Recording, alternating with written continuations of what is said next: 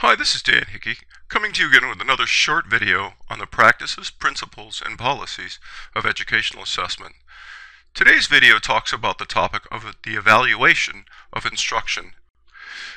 What we'll discuss in this video is not really about evaluating teachers per se. Now, for many of you, especially educators in the U.S. who are undergoing this current push to evaluate instruction and teaching, it's going to feel an awful lot like teachers themselves are being evaluated, but that's actually not the case. The really concern here is the evaluation of teaching and whether or not students are meeting their curricular aims. Now, this is going to vary a lot depending on where you teach, what role you play in the educational context. An important thing to keep in mind is that the role of assessment evidence in the evaluation of instruction and teaching can vary quite a bit. In past years, in K-12 settings, there's been a lot of focus on the process and a lot of observation of teaching and looking at teacher practices, often by building leaders. These days, there's a much bigger focus on actual assessment evidence and evidence from high-stakes achievement tests being used to evaluate instruction. These practices have enormous consequences for teaching and for teachers.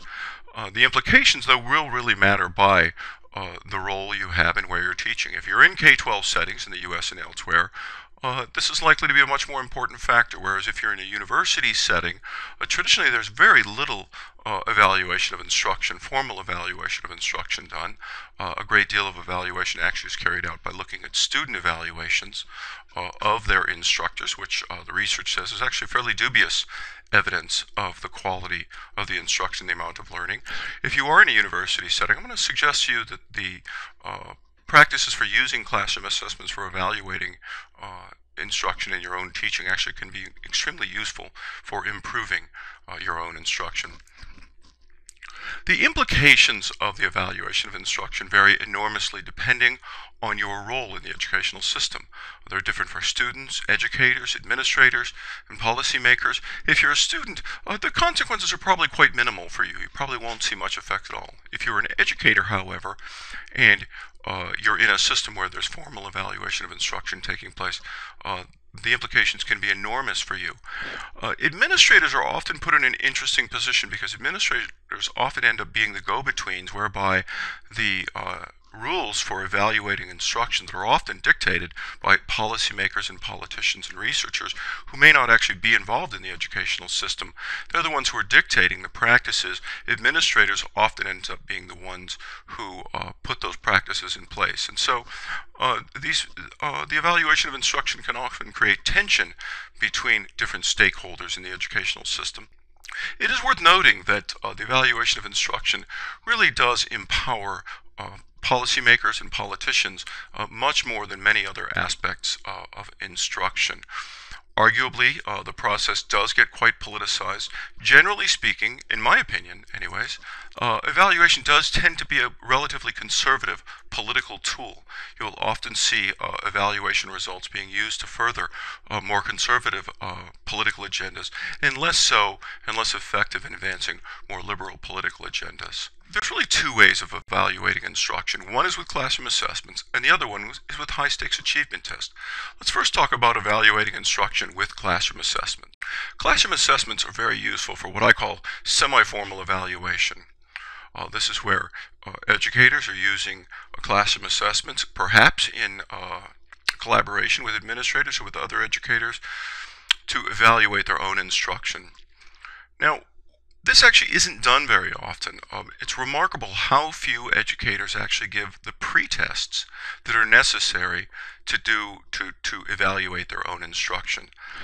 In my experience, many teachers find it quite remarkable when they give pretests. They often discover that students actually do much better on pretests than they expected, and the gains are actually quite smaller than they appear. A lot of educators assume that all of the learning that appears on their end of instruction assessments is the result of their teaching, and that's simply not the case. The other thing that educators often uncover when they do good evaluation with classroom assessments is that many students in their classes, they will often have many students in their classes who know more at the pretest than some other students in that same class appear to know at the post-test, and this can be quite useful. There are two basic designs for using classroom assessments to evaluate instruction. The most common and the most simple one is the pre-test, post-test design, where you give the post-test as a pre-test before instruction, or perhaps a subset of those items. This is relatively easy to do, but it comes with several problems. The most obvious one is that when you give the pre-test to the students, and the students know that that's going to be on the post-test, you've not only cued them to what's important, you've also cued them as to what's going to be on that test. So simple pre-test, post-test designs tend to inflate gains. Students may get the idea that it's worthwhile to not try very hard in the pre-test. Many teachers also will encounter ceiling effects. You will have quite a few students on the post-test who get a near perfect score on classroom assessments. And this is common with classroom assessments because students of teachers have come to expect that if students do well on instruction, that they should all get a perfect or a near perfect score. And this is actually a problem because you don't know how much more those students would have done, and so that flattens out the gains and underrepresents the amount of learning that actually occurred. Another concern is regression to the mean.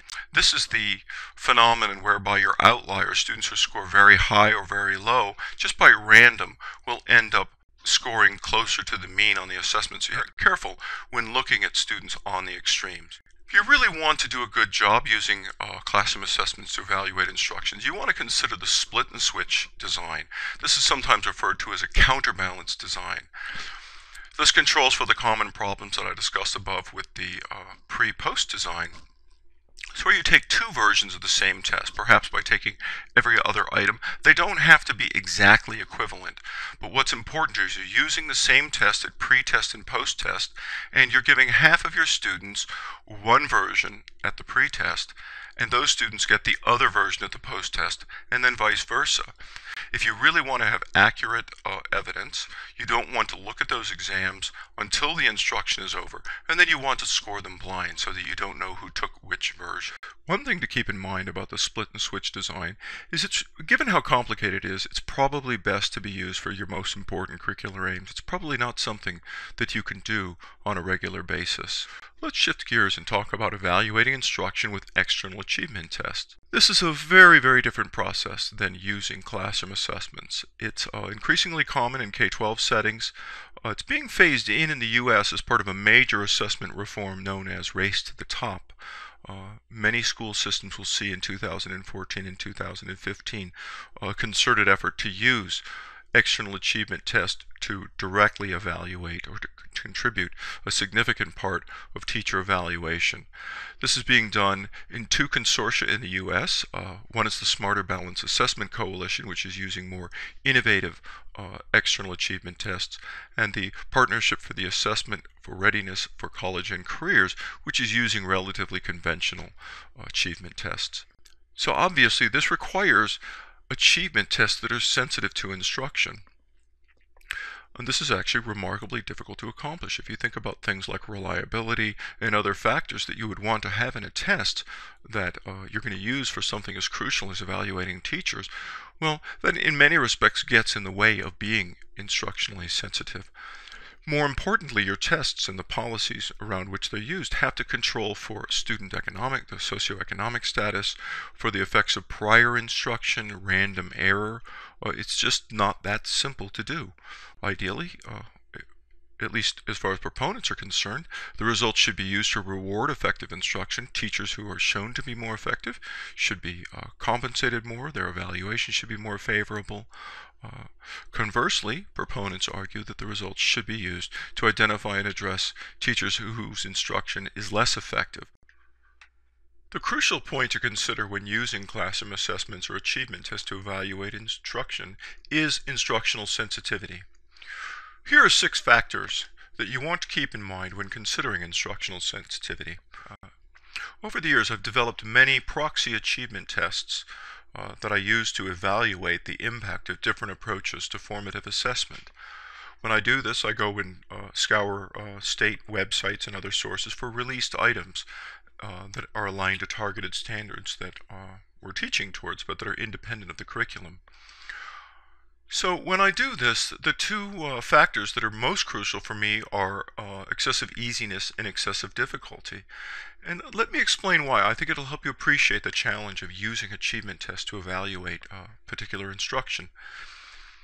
When you're only gathering a handful of items to target a particular standard, well, the real issue is, are the items going to be hard enough so that a student who hasn't been instructed is not likely to get that item right, but easy enough so that a student who has done well and learned the material will get them correct.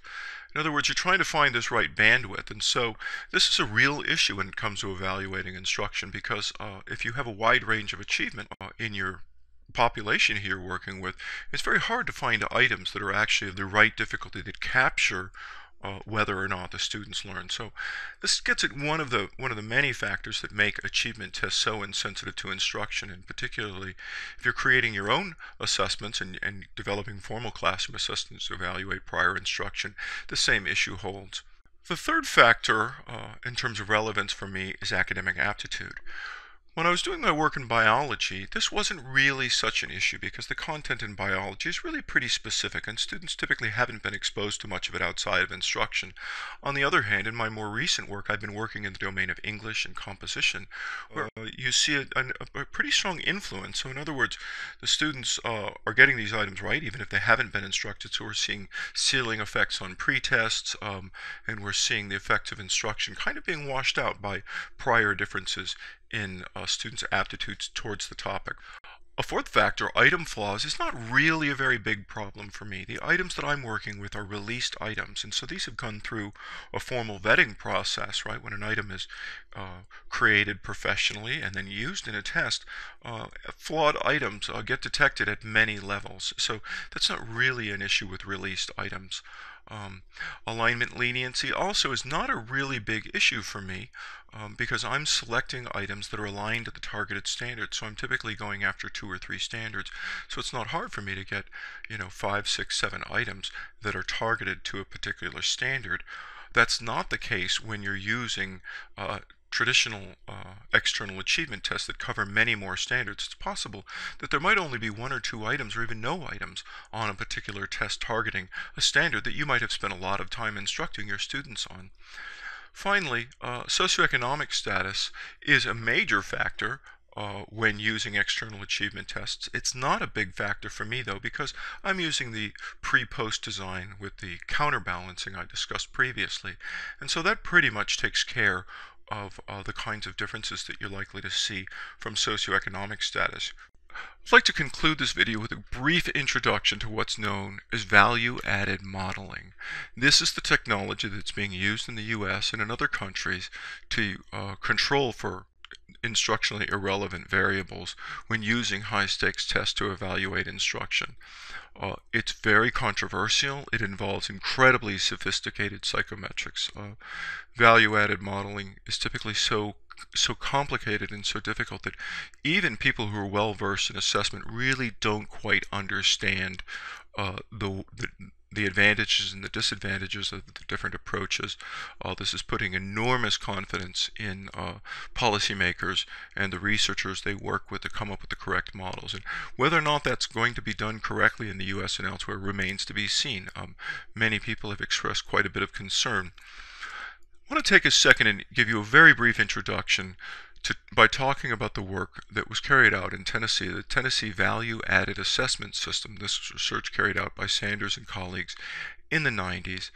And at its core, it was a really elegant study. So what they did was they took achievement tests from one year to the next, and they used the evidence to code students as being low, medium, or high in terms of their gains from one year to the next. Then they used that information to identify teachers based on the student gains as being low, medium, or high in terms of their instructional impact. Now this allowed them to do something that hadn't been done before. For instance, if you were to take the 1/9 of those students who happened to have a low impact teacher for 3 years in a row, you'd see that those students were way behind the other students. Conversely, the students who had a high impact teacher for 3 years in a row were substantially ahead in terms of achievement. And these were not trivial differences, they were very large differences. And this convinced many people that that these tests really were assessing and capturing important stuff. The debate, however, is whether or not efforts to use that information to improve instruction and to identify more or less effective teachers have been effective. There's been a number of experimental studies that have shown remarkably little impact when this information is fed back into instructional systems in the real world of instructional improvement and supervision, that the impact achievement. I have some pretty strong opinions about this. I'm going to keep those to myself for the most part.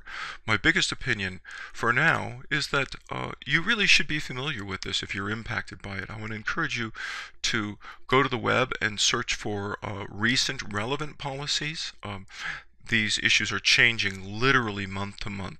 They vary from one state to the next, and they vary from one country to the next where other countries are using them, and they're rapidly changing over time. So if you want to be an assessment expert or have some expertise, interact with your colleagues, and if you want to help minimize the negative consequences and maximize the positive consequences, you really have to be up to date on how these are being used in your educational setting. That's all for now in this video concerning the evaluation of instruction and teaching. Thank you very much.